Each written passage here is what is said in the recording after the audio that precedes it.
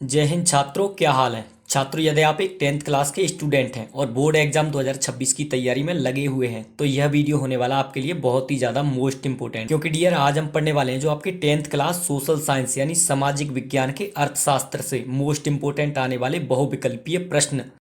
चलिए तो डियर शुरुआत करते हैं अपने पहले क्वेश्चन से। और डियर पहले क्वेश्चन में इसने कह रखा है कि जीडीपी का क्या अर्थ है। तो डियर यहाँ पे जो जीडीपी का अर्थ होता है वो होता है सकल घरेलू उत्पाद। क्या होता है? सकल घरेलू उत्पाद।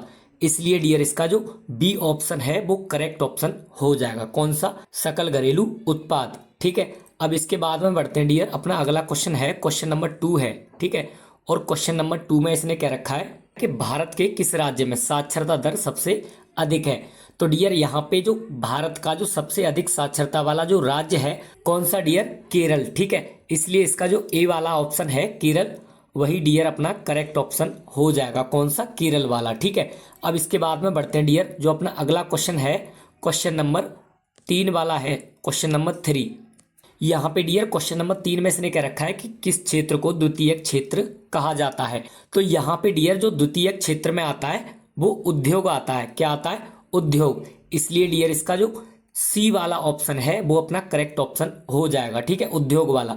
क्योंकि जो डियर कृषि है वो प्राथमिक क्षेत्र में आती है और सेवा तृतीयक क्षेत्र में आती है। एक उद्योग ही है जो अपना द्वितीयक क्षेत्र में आता है। ठीक है, इसलिए डियर इसका जो सी ऑप्शन है वो करेक्ट ऑप्शन हो जाएगा, उद्योग। ठीक है, अब यहाँ के बाद हम बढ़ते हैं डियर, अपना क्वेश्चन नंबर 4 देख लेते हैं। ठीक है, और क्वेश्चन 4 में इसने कह रखा है कि राष्ट्रीय विकास परिषद का गठन हुआ था। तो यहाँ पे डियर जो राष्ट्रीय विकास परिषद का जो गठन हुआ था वो 1952 में हुआ था। कब? 1952 में। इसलिए डियर इसका जो बी ऑप्शन है वो करेक्ट ऑप्शन हो जाएगा, 1952 वाला। ठीक है, यहाँ के बाद में डियर जो अपना अगला क्वेश्चन है क्वेश्चन नंबर 5 है। ठीक है, और क्वेश्चन 5 में इसने कह रखा है कि निम्न में से कौन सी क्रिया प्राथमिक क्षेत्र की है। तो डियर अभी अभी हमने यहाँ पे आपको बताया था कि जो प्राथमिक क्षेत्र की जो क्रिया होती है वो कृषि होती है। क्या होती है डियर? कृषि।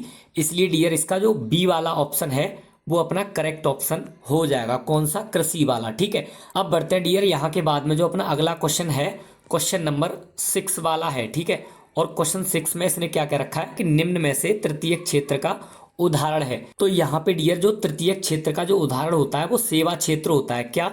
सेवा क्षेत्र। ठीक है, इसलिए डियर इसका जो ए ऑप्शन है वो अपना करेक्ट ऑप्शन हो जाएगा, सेवा क्षेत्र वाला। ठीक है, अब यहाँ के बाद हम बढ़ते हैं डियर जो अपना अगला क्वेश्चन है क्वेश्चन नंबर 7 वाला है। ठीक है, यहाँ पे डियर क्वेश्चन 7 में इसने कह रखा है कि लगातार बढ़ती कीमतों की प्रक्रिया कहलाती है।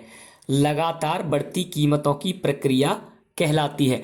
तो यहाँ पे डियर जब कीमतें लगातार बढ़ती जाती हैं तो उस प्रक्रिया को मुद्रास्फीति कहते हैं। क्या क्या कहते हैं? मुद्रास्फीति। ठीक है, इसलिए डियर इसका जो अपना बी ऑप्शन है वो अपना करेक्ट ऑप्शन हो जाएगा, मुद्रास्फीति वाला। ठीक है, अब यहाँ के बाद में बढ़ते हैं डियर जो अपना अगला क्वेश्चन है क्वेश्चन नंबर 8 है।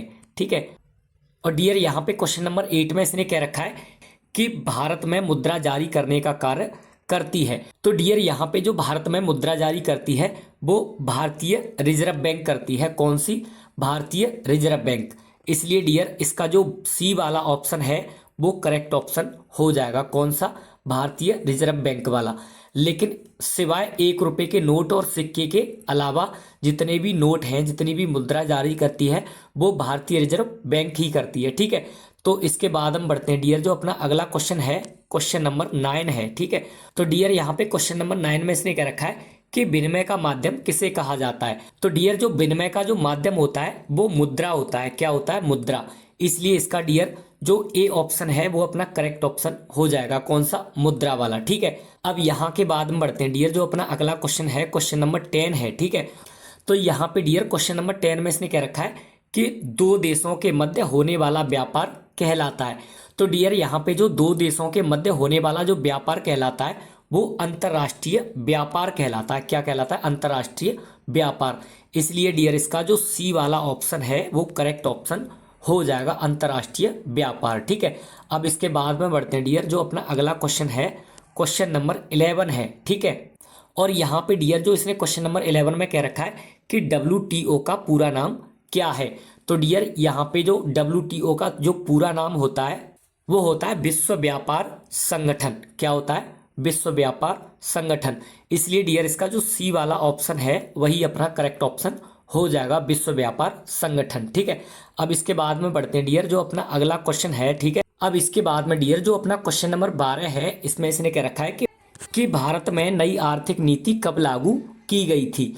तो यहाँ पे डियर जो भारत में नई आर्थिक नीति जो लागू की गई थी वो 1991 में की गई थी। कब की गई थी? 1991 में। इसलिए डियर इसका जो ए वाला ऑप्शन है वो अपना करेक्ट ऑप्शन हो जाएगा। ठीक है, अब इसके बाद हम बढ़ते हैं डियर जो अपना अगला क्वेश्चन है, क्वेश्चन नंबर 13 वाला है। ठीक है, यहाँ पे डियर जो क्वेश्चन नंबर 13 में इसने क्या रखा है कि विश्व व्यापार संगठन की स्थापना कब की गई थी। तो यहाँ पे डियर जो विश्व व्यापार संगठन की जो स्थापना की गई थी वो 1995 में की गई थी। कब की गई थी? 1995 में। ठीक है, इसलिए डियर इसका जो ए वाला ऑप्शन है वही अपना करेक्ट ऑप्शन हो जाएगा, 1995 वाला। ठीक है, अब इसके बाद में बढ़ते हैं डियर जो अपना क्वेश्चन है अगला, क्वेश्चन नंबर 14 वाला है। ठीक है, तो यहाँ पे डियर क्वेश्चन नंबर 14 में इसने क्या रखा है कि उपभोक्ता संरक्षण अधिनियम पारित हुआ। तो यहाँ पे डियर जो उपभोक्ता संरक्षण का जो अधिनियम पारित हुआ था वो 1986 में पारित हुआ था। कब हुआ था? 1986 में। इसलिए डियर इसका जो बी ऑप्शन है वो अपना करेक्ट ऑप्शन हो जाएगा, 1986 वाला। ठीक है, अब इसके बाद हम बढ़ते हैं डियर जो अपना अगला क्वेश्चन है, क्वेश्चन नंबर 15। ठीक है, और क्वेश्चन नंबर 15 में इसने क्या रखा है कि राष्ट्रीय उपभोक्ता आयोग कहाँ स्थित है। तो यहाँ पे डियर जो राष्ट्रीय उपभोक्ता जो आयोग है वो नई दिल्ली में है। कहाँ पे है? नई दिल्ली में। इसलिए डियर इसका जो ए वाला ऑप्शन है वही अपना करेक्ट ऑप्शन हो जाएगा, नई दिल्ली। ठीक है,